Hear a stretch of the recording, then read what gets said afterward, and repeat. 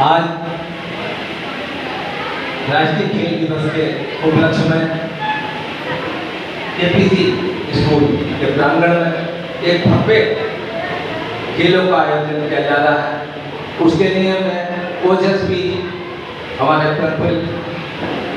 प्रमोद तिवारी जी, शिक्षा की महाविभूति master international school के ऑनर, जिनका कद जितने भी लोग हैं मैं इनके बारे में इतने ही कहूँगा कि लंबे व्यक्तियों ने इतिहास नहीं बनाया है, जितना भी बनाया है वो छोटे करके लोगों ने बनाया है। लेकिन आपका कद छोटा है लेकिन व्यक्तित्व बहुत बड़ा है, चाहे वो लाल बहादुर शास्त्री हो, चाहे सचिन तेंदुलकर हो, सब अपने, और हिटलर भी आप ही के बराबर है। हमारे ओजस्वी शिक्षकगण और हमारे इंस्पेक्टर अशोक कुमार जी, और यहाँ पर जो खेल के क्षेत्र में अपनी सेवाएं दे रहे हैं, जो हिंदुस्तान के जाने माने रेफरी हैं बास्केटबॉल के गोविंद राम जी, उनके बारे में क्या कहूँ, पर इतना ही कहूँगा कि सूरज को दिया दिखाना है। और प्यारे बच्चों, आज इस विद्यालय में आपने मुझको बुलाया तो मैं इतना ही कहूँगा पहले कि ये उत्तराखंड है, यहाँ का एक अपना अलग पृष्ठभूमि है। देवताओं से लेकर सरस्वती और गंगा तक यहीं से जन्म है, इसी यहीं से निकलती है। तो कहते हैं फोटो पर सच्चाई रहती है, जहाँ दिल में सफाई रहती है। हम सब उस देश के वासी हैं जिस देश में गंगा बहती है।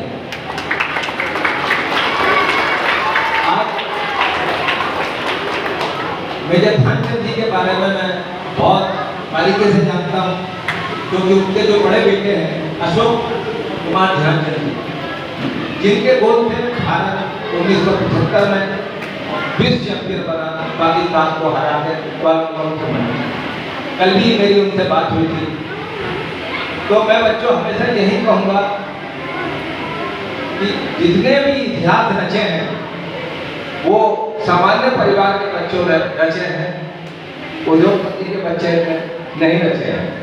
आप जो सामने बैठे हैं, आपने शिक्षा के क्षेत्र में जो इतिहास रचा है, गौरव जी की बात की, हमारी बहन खड़ी हैं, ऐसे नहीं इनका बहुत बड़ा उद्योग धंधा चल रहा हो। इन्होंने सोने का चम्मच अगर पैदा किया तो अपनी काबिलियत से, कुछ लोग सोने का चम्मच लेकर पैदा होते हैं। तो बच्चों हमेशा याद रखिए, यहाँ हिंदुस्तान है, दुनिया में आविष्कार होते हैं और भारत में चमत्कार होते हैं। मैं थोड़ी सी आपको बताना चाहता हूं, 1980 चाइना, अब आपको नहीं पता होगा, छोटे बच्चे हैं, भारत में टोटल 1000 स्टेडियम है और उन 1000 स्टेडियम में अधिकांश जितने भी हैं अच्छे स्टेडियम वो क्रिकेट के हैं।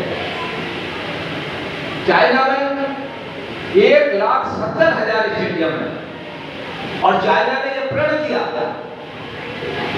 कि हम अंतरराष्ट्रीय स्तर पर तभी प्रतिभाग करेंगे जब हमारे देश का एक एक नागरिक स्वस्थ और इस लायक ना हो जाए, खिलाड़ी नहीं व्यक्ति।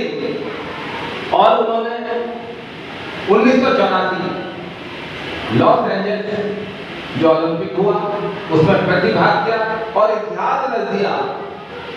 उन्होंने 1500 8 सिल्वर और 9 कांस्य पदक लेकर ओलंपिक में चौथे स्थान पर है। तो यहाँ जो हम पदक जीतते हैं उनका सिस्टम है, यहाँ जो बच्चे पदक जीतते हैं वो सिस्टम के अगेंस्ट जाके जीतते हैं और वहाँ जो जीतते हैं वो सिस्टम के अनुसार जीतते हैं। हम कल्पना करते हैं कि ओलंपिक खिलाड़ी निकले, अभी आप काशीपुर स्टेडियम जाकर देख लीजिए, सबसे पुराना स्टेडियम है, लेकिन सबसे इस समय जो उसकी स्थिति है वो बिल्कुल ऐसी है कि जिसकी हम कल्पना भी नहीं कर सकते। देखकर कभी कभी लगता है वो जमाना और था जब पंडित नरेंद्र तिवारी जी की देन है, हम खेलते थे उस समय। और आज वो इस प्रदेश का सबसे पुराना स्टेडियम आंसू बहा रहा है। तो ऐसा नहीं होना चाहिए, क्योंकि कोई भी बच्चा जब आगे बढ़ता है तो माता पिता का सपना होता है कि हम अच्छे प्लेटफॉर्म में, आप जैसे गुरु पढ़ाए, आप जैसे गुरु ने पढ़ाया है, तो जब हमारे प्लेटफॉर्म अच्छा होगा, शिक्षा अच्छी होगी, तो निश्चित तौर से IAS PCS IPS निकले। लेकिन उसके लिए कार्य करना पड़ेगा।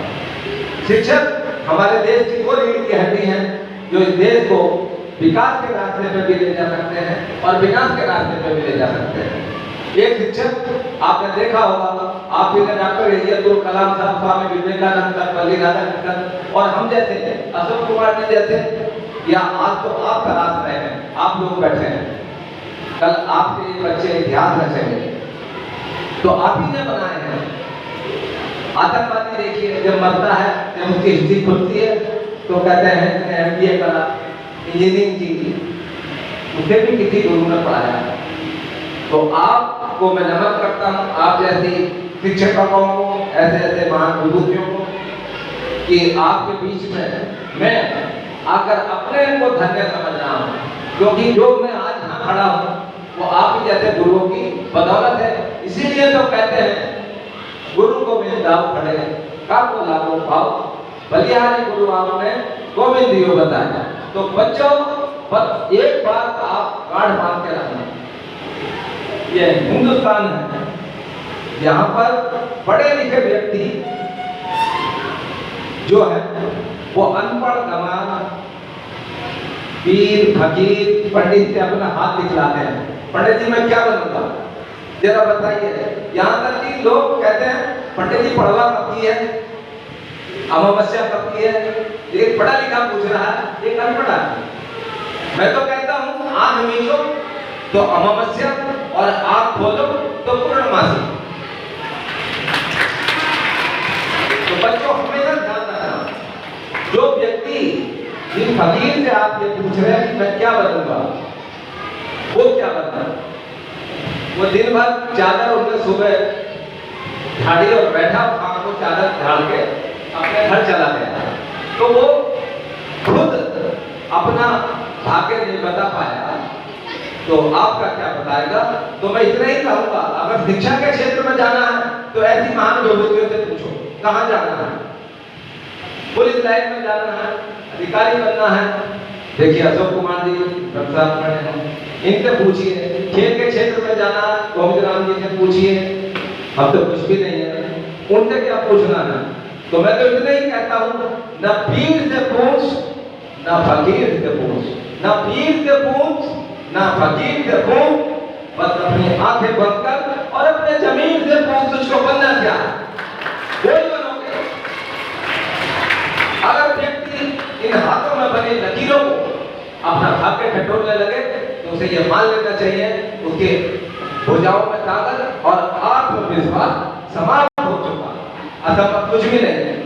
तो आपने असंभव को संभव करके दिखलाना है, और आज आप जो खेलेंगे वो खेल भावना से खेलेंगे। ये एकता का प्रतीक है, अनेकता में एकता। बड़े सारे कॉलेज आए हुए हैं, देखिए पिछले दिवाली ने शुरू किया तब उससे आगे थे, आज दुगने हैं, और मास्टर इंटरनेशनल की तो बाकी क्या है, वो तो मैं तो जाते ही रहता हूँ। तो वहाँ देखिए अभी खो-खो होने वाली है, तो मुझे नहीं लगता 20-25 विद्यालय वहाँ प्रतिभाग करें, और कुछ विद्यालय ऐसे होते हैं जो गौरव जी के स्कूल से डर जाते हैं कि अब तो डर ये नहीं जाते क्योंकि स्कूल में हो रही है, इसलिए कि आदमी का जज्बा, आदमी की जज्बा और उसकी मेहनत बोलती है। तो आपके बच्चे और आपके वो बहुत बढ़िया करते हैं, तो मैं आपको भी नमन करता हूँ, और इन्हीं शब्दों से मैं वाणी को विराम देता हूँ। और आपने मुझे बतौर मुख्य अतिथि यहाँ बुलाया। जय हिंद, जय भारत, जय उत्तराखंड।